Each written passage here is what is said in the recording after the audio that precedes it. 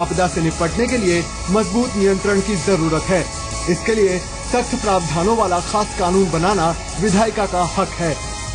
देश की सबसे बड़ी अदालत ने भ्रष्टाचार पर अब तक की सबसे बड़ी चोट करते हुए इसे राष्ट्रीय आर्थिक आतंकवाद करार दिया और साफ कर दिया कि भ्रष्टाचार के खिलाफ जीरो टॉलरेंस होना चाहिए। लिहाजा भ्रष्टाचार के आरोपियों की संपत्तियों को जब्त करना पूरी तरह जायज है। दरअसल एमपी, बिहार और ओडिशा में भ्रष्टाचार के आरोपों से घिरे कई सरकारी अफसरों ने इन राज्यों के भ्रष्टाचार निरोधी कानून को चुनौती दी थी, लेकिन कोर्ट ने साफ कर दिया कि भ्रष्टाचार के नासूर को जड़ से खत्म करने का वक्त आ गया है। दरअसल सरकारी तंत्र में तेजी से जड़ें जमा चुका भ्रष्टाचार किसी एक सूबे या इलाके की समस्या नहीं, बल्कि ये एक राष्ट्रीय चिंता बन चुका है और चिंता भी इतनी बड़ी कि सुप्रीम कोर्ट इसे आर्थिक आतंकवाद कहने को मजबूर हो गया है। बीते कुछ वक्त के दौरान जितनी तेजी से सरकारी अफसरों के भ्रष्टाचार का खुलासा हुआ, उससे साफ हो गया है कि यहाँ भ्रष्टाचार की पैठ बहुत गहरे से जम चुकी है, जिसे बिना किसी कड़े कानून से खत्म करना लगभग नामुमकिन ही है। हमारे देश में भ्रष्ट नौकरशाहों की एक लंबी फहरिस्त है। महज 2 दिन पहले ही दिल्ली में एक सीनियर आईएएस अधिकारी को रिश्वत लेते रंगे हाथों पकड़ा गया। SC/ST विभाग के प्रमुख सचिव संजय सिंह पर 2 लाख की रिश्वत लेने का आरोप है। वहीं जब कार्रवाई आगे बढ़ी तो जो खुलासे हुए उन्होंने सभी को हैरान कर दिया। संजय सिंह के एक लॉकर से 82 लाख का सोना मिला, जबकि 4 अभी खुलने बाकी हैं। यही नहीं, NCR में 8 फ्लैट्स और करोड़ों की FD के कागजात भी मिले। बिहार के आईएएस गौतम गोस्वामी का मामला याद होगा। पटना के डीएम रहे गोस्वामी पर फ्लड रिलीफ में स्कैम का आरोप लगा था, जिसके चलते 2005 में उन्हें सस्पेंड कर जेल भी भेज दिया गया था। ये वही गोस्वामी हैं जिन्हें साल 2004 में ही टाइम मैगजीन ने एशियन हीरो का खिताब दिया था। हालांकि इसी बिहार में भ्रष्ट सरकारी अधिकारियों पर कार्रवाई का चाबुक भी चला था। नीतीश सरकार ने साल 2009 में बिहार विशेष न्यायालय अधिनियम भी बनाया था। इसके तहत बिहार में 4 लोक सेवकों की संपत्ति जब्त की जा चुकी है। विशेष न्यायालय अधिनियम के तहत स्पेशल कोर्ट में करीब 55 मामले चल रहे हैं। आय से अधिक संपत्ति के मामले में जिन अफसरों की संपत्तियां जब्त की गई हैं, उनमें बिहार के पूर्व डीजी नारायण मिश्र, पूर्व आईएएस अधिकारी SN वर्मा, पटना कोषागार के तत्कालीन सहायक गिरीश कुमार और कैमूर के तत्कालीन वन पदाधिकारी भोला प्रसाद शामिल हैं। सरकार ने उनके आलीशान घरों में स्कूल खोला है। यूपी का मामला देखें तो यहाँ भ्रष्टाचार में डूबे एक अधिकारी की नैतिकता पर लिखी किताब को स्कूलों में पढ़ाने की तैयारी हो रही है। जी हाँ, यूपी के नौनिहालों को राइट्स एंड वैल्यूज नाम की जो किताब नैतिकता का पाठ पढ़ाएगी, उसे लिखा है यूपी माध्यमिक शिक्षा विभाग के प्रमुख सचिव जितेंद्र कुमार ने। वो जितेंद्र कुमार जो भ्रष्टाचार के आरोपों में आकंठ डूबे हुए हैं। ऐसे में उनकी लिखी किताब को पाठ्यक्रम में शामिल करने पर सवाल खड़े हो गए हैं। जितेंद्र कुमार न केवल परिवहन आयुक्त रहे, बल्कि प्रमुख सचिव माध्यमिक शिक्षा रहते हुए भ्रष्टाचार के गंभीर आरोप लगे। ऐसे में जानकार उनकी किताब को स्कूल करिकुलम में शामिल करने को कॉन्फ्लिक्ट ऑफ इंटरेस्ट करार दे रहे हैं। अगर कोई इस तरह का वाकया है तो ये कॉन्फ्लिक्ट ऑफ इंटरेस्ट में आएगा। और कॉन्फ्लिक्ट ऑफ इंटरेस्ट में conduct all India service conduct rules में यह है कि आप स्वयं के द्वारा रचित या लिखित या स्वयं द्वारा जिसमें आपका रुचि इंटरेस्ट हो, वो व्यवसाय अपने ही विभाग में नहीं कर सकते। इसमें धारा 3 और धारा 5 all India service conduct rule के अंतर्गत एक ऑल इंडिया सर्विस अधिकारी के unambiguous becoming of a conduct of an IAS officer की परिभाषा में आ जाएगा। तो इसलिए इसको चाहे एनजीओ के एक आवरण के रूप में किया जा रहा हो, मैं इसको मानता हूं ये कॉन्फ्लिक्ट ऑफ इंटरेस्ट का केस होगा।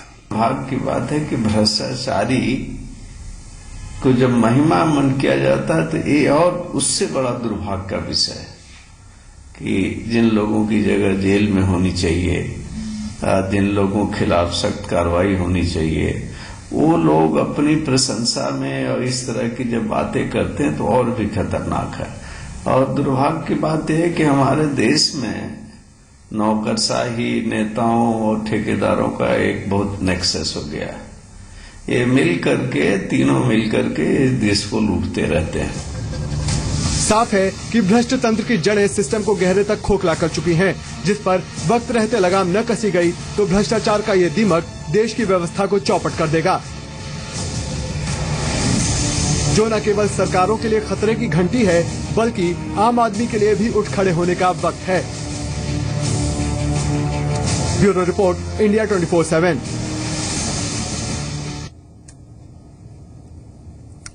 यूं तो भ्रष्टाचार की समस्या हमारे देश में गहरे बैठी हुई है, लेकिन सुप्रीम कोर्ट की सख्त टिप्पणी के बाद सवाल उठ रहे हैं कि आखिर इस बीमारी का इलाज क्या है और कब मिलेगी इससे निजात।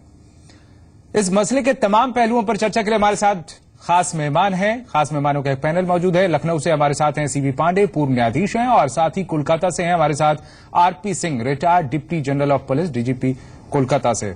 बहुत बहुत स्वागत है आप दोनों का हमारे इस खास कार्यक्रम में। CV Pandey ji, supreme court ने अब इस तरह की टिप्पणी की है। एक तरह से कहें कि समाज में जो स्थितियां हैं उसमें आम लोग इसे बहुत हद तक जैसे स्वीकार कर चुके हों, ये स्थिति आ गई है। इस पर हम चर्चा करेंगे आगे कि आखिर ऐसी हालत क्यों है।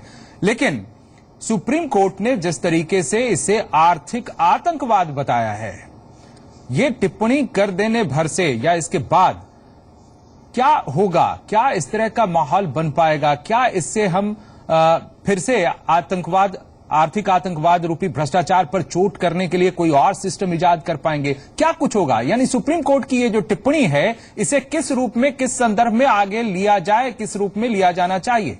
सीवी पांडे।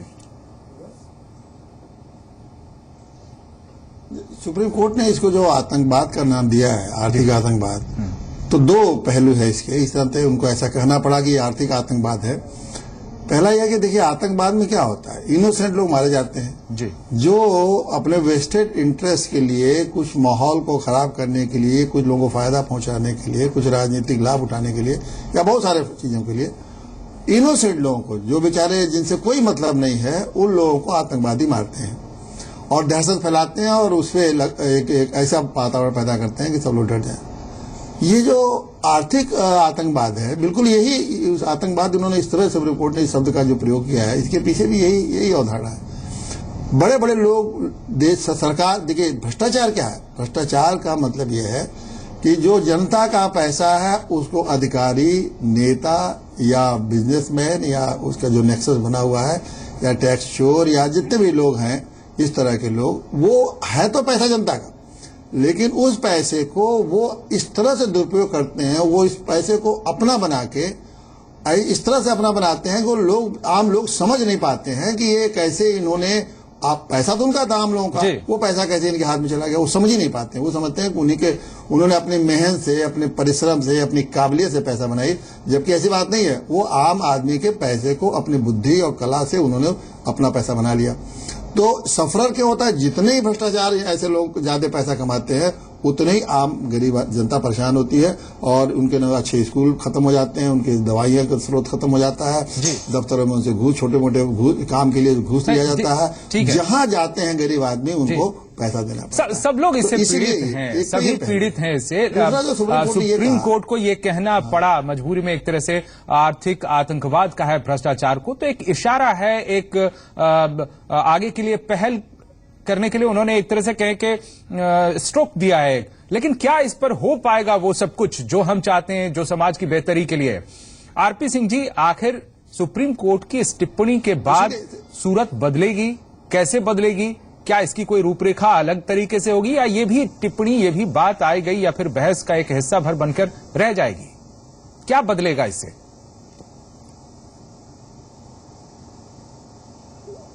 बदलने की बात तो तभी संभव हो पाएगी जब सरकार मतलब भारत सरकार और प्रदेशों की सरकार इस चीज को सीरियसली टेकअप करें जी।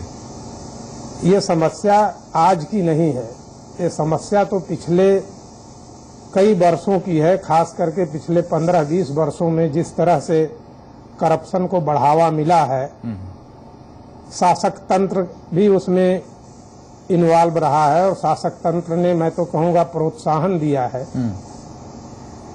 आपको याद होगा कि एक बार काल उठी थी कमिटेड ब्यूरोक्रेसी, फिर उसके बाद हुआ कॉन्शियस अपील। राष्ट्रपति का चुनाव होना है, उसमें कॉन्शियस अपील की जा रही है,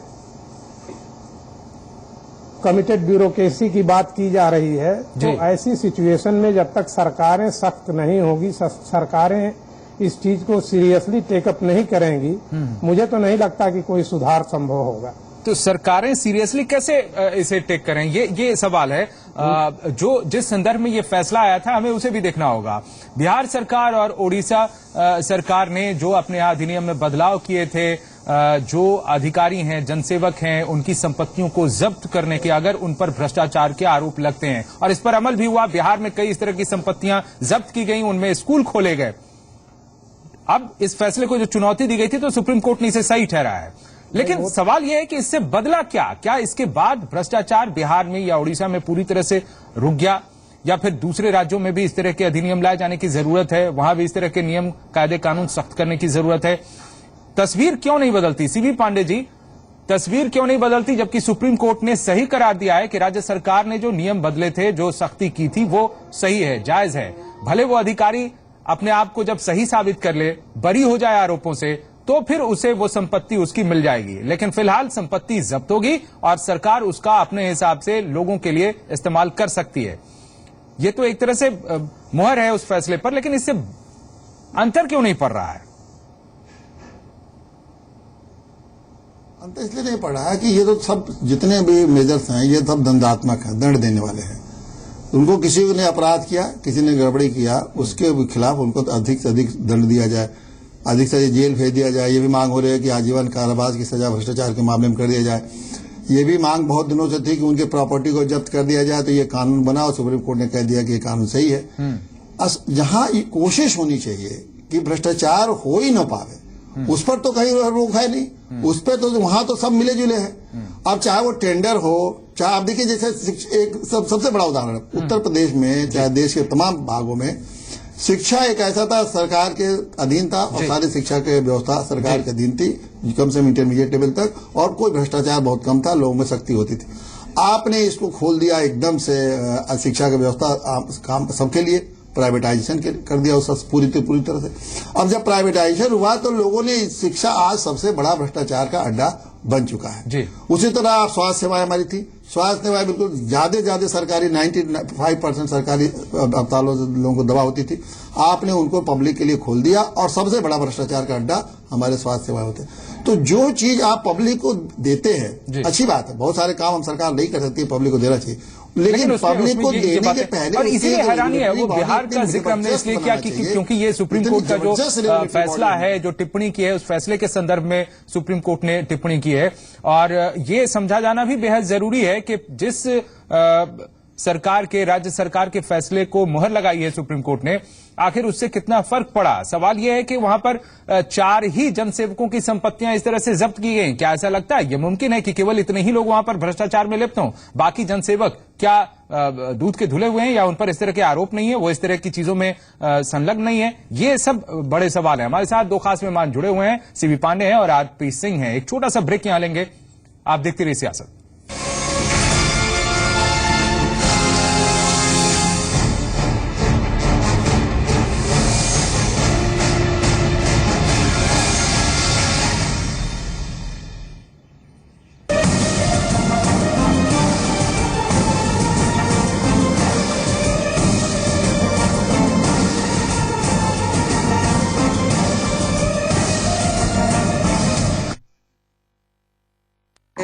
क्या खबर है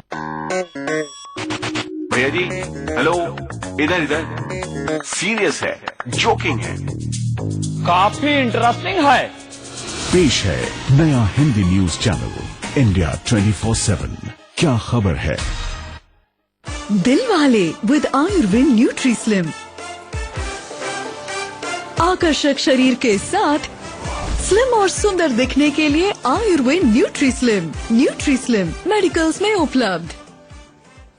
ब्लू माउंट अल्कलाइन आरओ करे पानी को साफ और इसका अल्कलाइन फिल्टर मिलाए पानी में जरूरी minerals. Blue mount alkaline RO सबसे प्योर, सबसे हेल्थी। राजरत्न डिटर्जेंट पाउडर एवं केक का एडवांस मल्टी एक्शन फॉर्मूला जो दे आपको चमचमाती सफेदी नई जैसी। राजरत्न डिटर्जेंट पाउडर एवं केक। शर्मा जी ने सर्दी से बचने के लिए क्या क्या नहीं किया। जोर से हाथ मले तो रैश हो गई, इंटरनेट पे पढ़ने की सोची तो हार्ड डिस्क क्रैश हो गई। फिर ऊपर वाले अंकल ने बोला, डोंट बी अ फूल, पहनो लक्स स्कॉच वुल। मिस्टर शर्मा को मिला कुछ खास, लक्स स्कॉच वुल जो दे सर्दी में भी गर्मी का एहसास। भाई साहब, चलिए अपने दिल पे हाथ रख के कहिए कि आप अपनी इन्वेस्टमेंट से खुश हैं। क्यों, क्या हुआ? बार बार सिर्फ एफडीज में इन्वेस्ट करने से थोड़ी ना फायदा होगा। अरे आज के जमाने में इन्फ्लेशन के बाद एफडी रिटर्न से हाथ में क्या बचता है? सॉल्यूशन बताएंगे? अरे निफ्टी ईटीएफ करता है इंडिया की 50 टॉप कंपनियों में निवेश बिना चर्न, चार्जेस बहुत कम और हायर रिटर्न्स की वजह से इन्फ्लेशन का कम प्रभाव, यानी हाथ में बचे ज्यादा। इसे कहते हैं रियल रिटर्न्स। यही तो है निफ्टी ईटीएफ का जादू। अरे भाई, अब तो अपने दिल पे हाथ रख के कह दीजिए। हाँ? सोच कर, समझ कर, इन्वेस्ट कर। Issued in the public interest by NSE. कोई डायलॉग सुनाइए ना। कौन सा? Pushpa, I hate tears. तो मेरा डायलॉग थोड़ी ना। वो क्या खुश हुआ प्लीज सर। देवी जी, मैं आपको क्या बोरो प्लस लगता हूँ? मतलब? सब एक्टरों का काम मैं ही करूँगा। बोरो प्लस, जो निभाए अनेक रोल्स, नाइट क्रीम, मॉइस्चराइजर और फटी एड़ियों के लिए भी सभी गुण एक ही क्रीम में। 4, 5, 6 पंजे। दिमाग तो हवाई जहाज है तेरा। नाना राकेट। हाँ रॉकेट। राकेट जी कहाँ? अम्मा खेत में आई है। जा रख ले। मुन्नी बीमार जो होने वाली है। बीमार? खुले में शौच करेगी, उस पे मंडराएंगी मक्खियाँ। फिर वही मक्खियाँ तेरे बनाए खाने पर बैठ उसे दूषित करेंगी और मुन्नी को बीमार। घर में शौचालय बनवा और इस्तेमाल कर। स्वच्छ भारत मिशन, एक कदम स्वच्छता की ओर। जहाँ सोच वहाँ शौचालय। पीछे पीछे वक्त चला, आगे निकल गए हम तुम, सोचो ऐसा क्या कर गए। शुद्ध प्लस पान मसाला, तुम में भी मैं हूँ।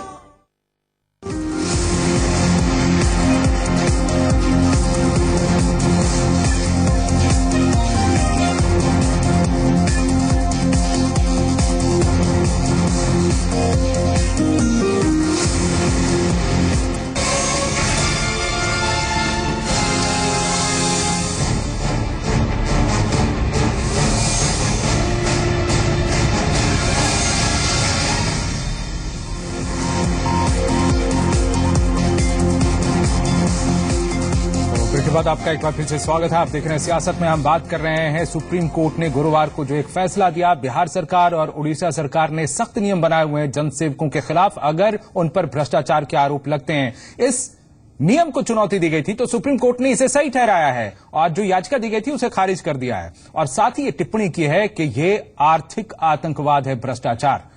अब इससे सूरत कितनी बदलेगी, इस पर हम कर रहे हैं चर्चा। हमारे साथ लखनऊ से हैं सीबी पांडे, पूर्व न्यायाधीश हैं, और कोलकाता से हमारे साथ RP Singh, retired deputy general of police, Kolkata से जुड़े हैं। सवाल यह है सीबी पांडे जी कि ये जो मसला है, जिस तरीके से सुप्रीम कोर्ट ने इसे गंभीरता से लिया है और कहा है कि भ्रष्टाचार आर्थिक आतंकवाद है, राजनेता इसे उस तरीके से गंभीरता से क्यों नहीं लेते?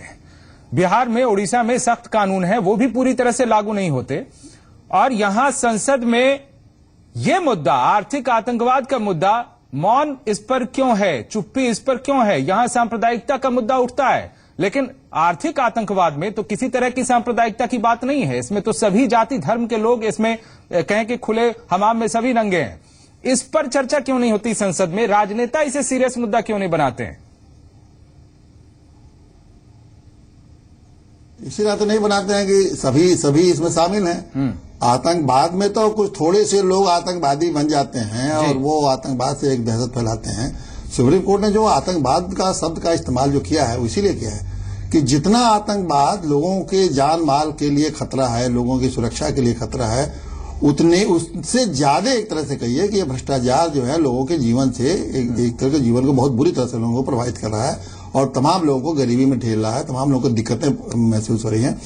अब ये क्यों नहीं असर, आपने कहा कि पार्लियामेंट कहीं बहस इस पर नहीं होती, खुल के उस जिस तरह से अगर कहीं आतंकवादी घटना हुई और 10-20 लोग मर गए, पूरे देश में एक हाहाकार मच जाता है।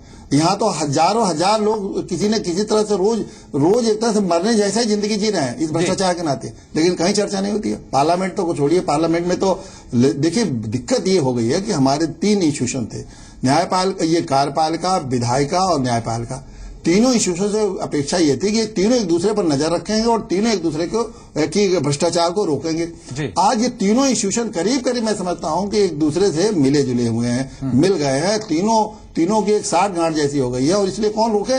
रोकने का जिसको काम है, तीनों को एक दूसरे पर नजर रखने का काम है, वो हो नहीं रहा। और जब तक ये तीनों एक दूसरे पर, आप ये कल्पना करिए कि अगर एक भी विधायक हमारा बेईमान नहीं होगा तो क्या एग्जीक्यूटिव के लोग बेईमान हो पाएंगे, चाहे कितना भी बड़ा अधिकारी हो?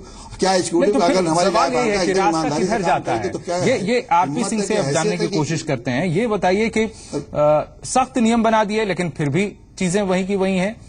अब इस पर क्या किया जाए? सवाल नियम और नियत का अगर हम करते हैं तो नियत कब बदलेगी? इस पर हम कैसे डाल सकते हैं ऐसे गंभीर मुद्दे को? आर्थिक भ्रष्टाचार को जो आर्थिक आतंकवाद कहा गया है, इसे हम नियत पर कैसे छोड़ सकते हैं? आखिर इसका उपाय क्या हो?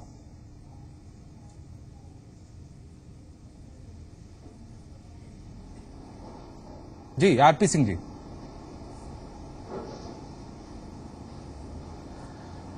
देखिए, केवल एक दो स्टेट में कानून बदल देने से कुछ होने वाला नहीं है। कानून अगर बनाना है तो पूरे देश के लिए बनाना होगा और उसको ईमानदारी के साथ इम्प्लीमेंट करना होगा। नी जर्क एक्शन से कि 4 आदमी और 2 आदमी के खिलाफ एक्शन ले लिया आपने, उससे भ्रष्टाचार बंद हो जाएगा, समाप्त हो जाएगा या उसमें कमी आएगी, ये संभव नहीं है।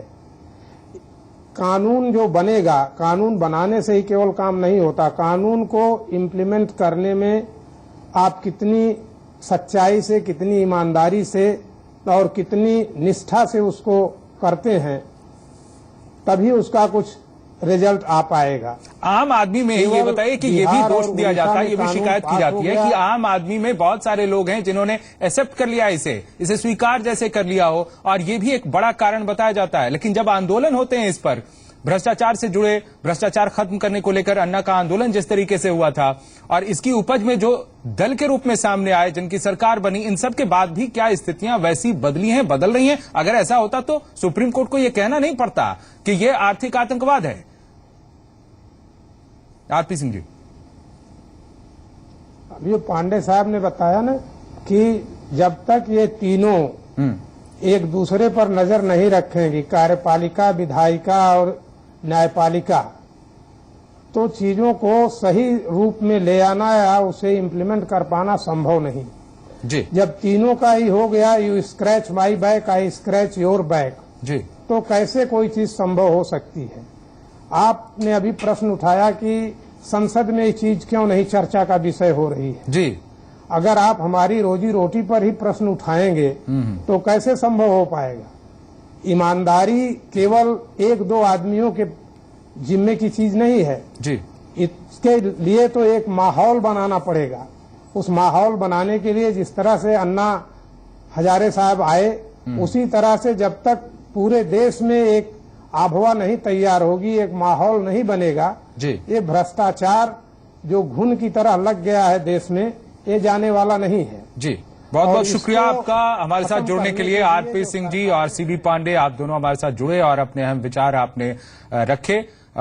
सवाल यही है कि आखिर इस आर्थिक आतंकवाद से मुक्ति कब मिलेगी और कैसे मिलेगी, इस पर हम सबको मिलकर सोचना होगा। सियासत अभी जारी है, लौटेंगे एक छोटे से ब्रेक के बाद।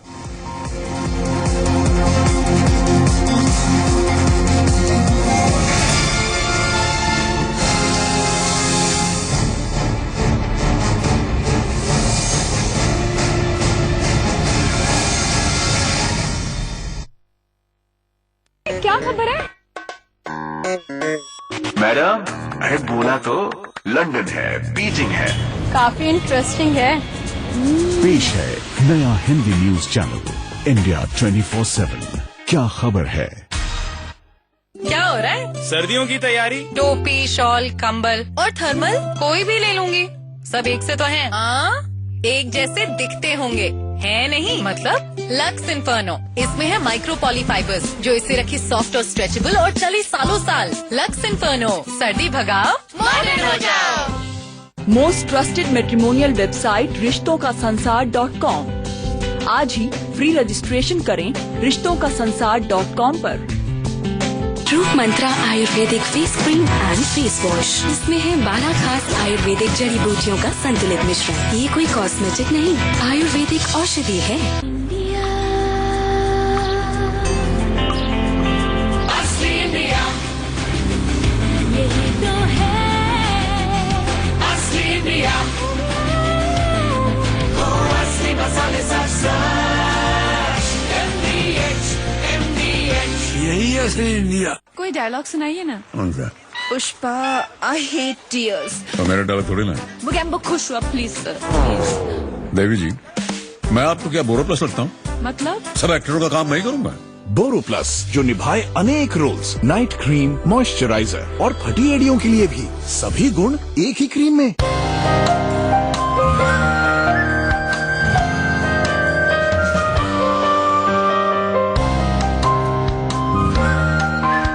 हमारा सपनों का भारत। बिल्कुल, विकसित भारत के इस सपने को सच बनाने में अपना योगदान दीजिए। समय पर सही सर्विस टैक्स का भुगतान कीजिए। सेवा कर का भुगतान यानी देश के विकास में योगदान। राज रतन डिटर्जेंट पाउडर एवं केक का एडवांस मल्टी एक्शन फॉर्मूला, जो दे आपको चमचमाती सफेदी। नहीं जैसी राज रतन डिटर्जेंट पाउडर एवं केक। मस्त मसाले है सोना, रोजाना स्पेशल खाना, चाट मसाला, चना मसाला, गरम मसाला, मसोना। अब रोजाना स्पेशल खाना, मसाले सोना। ऐसे जीना भी क्या जीना है, ऐसे जीना भी क्या जीना है। आप खुल के जियो कैंट हेपा एयर प्योरीफायर के साथ। इसका हेपा फिल्टर हवा से हानिकारक पार्टिकल्स भी निकाले और आप पाएं शुद्ध हवा हर सांस में। तो आप कैंट हेपा एयर प्योरीफायर ला रहे हैं ना? रसोई में सिर्फ खाना ही नहीं बनता, बनते हैं सपने। तेज दिमाग और मजबूत शरीर से रखी जाती है ताकत की नींव। जुनून की आंच पे पकता है हौसला और आता है जीत का स्वाद। पतंजलि गाय का शुद्ध देसी घी, चैंपियन बनने की ताकत। कम वोल्टेज पर भी मोटर स्टार्ट करे बेआवाज। 25 साल से आपका भरोसेमंद बोपा राय मोटर स्टार्टर। अब मोटर स्टार्ट करें चुटकी में। किसी की मुस्कुराहटों पे हो निशान, किसी का दर्द मिल सके तो ले उधार। बस 1 करोड़ आदमी ये सोच ले कि हमने बाबा जी को 1 पत्ता महीने में 1 देना है, तो 1 करोड़ पत्ते हो गए। जब 1 करोड़ पत्ते होंगे, कहाँ कमी पड़ेगी मुझे? का नाम है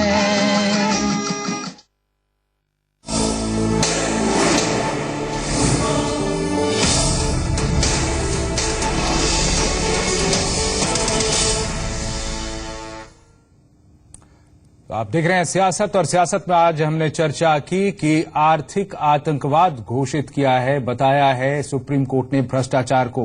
लेकिन इसके बाद भी स्थितियां क्या बदल पाएंगी? चर्चा में हमारे साथ 2 खास मेहमान शामिल हुए, जिन्होंने जो बातें कही उनके आधार पर यह समझा जा सकता है कि विधायिका, कार्यपालिका या न्यायपालिका सबको मिलकर इस पर काम करना होगा। न्यायपालिका ने तो ये टिप्पणी कर ही दी है, लेकिन क्या विधायिका और कार्यपालिका इससे सबक लेंगे? और साथ साथ आम लोगों पर भी ये बातें आती हैं कि आम लोग इसको लेकर क्या उतने जागरूक हैं, उतनी आग है उनके अंदर, इतना विरोध का मात्रा है भ्रष्टाचार को लेकर, या कहीं कुंद हो गया है ये सब कुछ? ये भी एक सवाल है। और जब तक ये सारी चीजें बदलेंगी नहीं, कोई नियम, कोई सख्ती इस भ्रष्टाचार रूपी दीमक को रोक नहीं सकते। और ये अहम है कि हमें एक साथ मिलकर सभी एंगल पर, सभी कोणों पर प्रहार करना पड़ेगा। बहरहाल सियासत में आज फिलहाल इतना ही, लेकिन अब आगे है आज का एजेंडा। और आज का एजेंडा में आज हम बात करेंगे प्रदूषण की, पॉल्यूशन की। किस तरीके से पॉल्यूशन हम सब की जिंदगी को नरक बना रहा है। एनजीटी ने भी इस पर अब सख्ती दिखाई है और प्रदूषण को रोकने के लिए अलग तरह के नियम और अलग तरह के आदेश भी उसने दिए हैं। इन सब से क्या फर्क पड़ेगा, क्या बदलाव आएगा, इस पर हम करेंगे चर्चा आज के एजेंडा में। शुरुआत करते हेडलाइंस के साथ।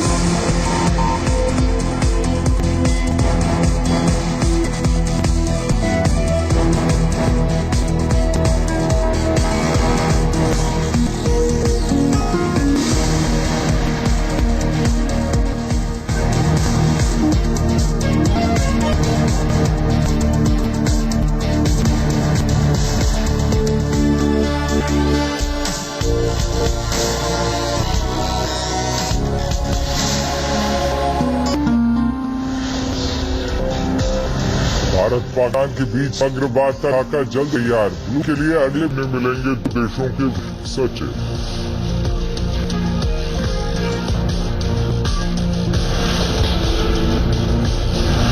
दिल्ली में इसे मिले पाकिस्तान तरीके पार्टी के इमरान पाक मंत्री भी थे। पाकिस्तान का दिया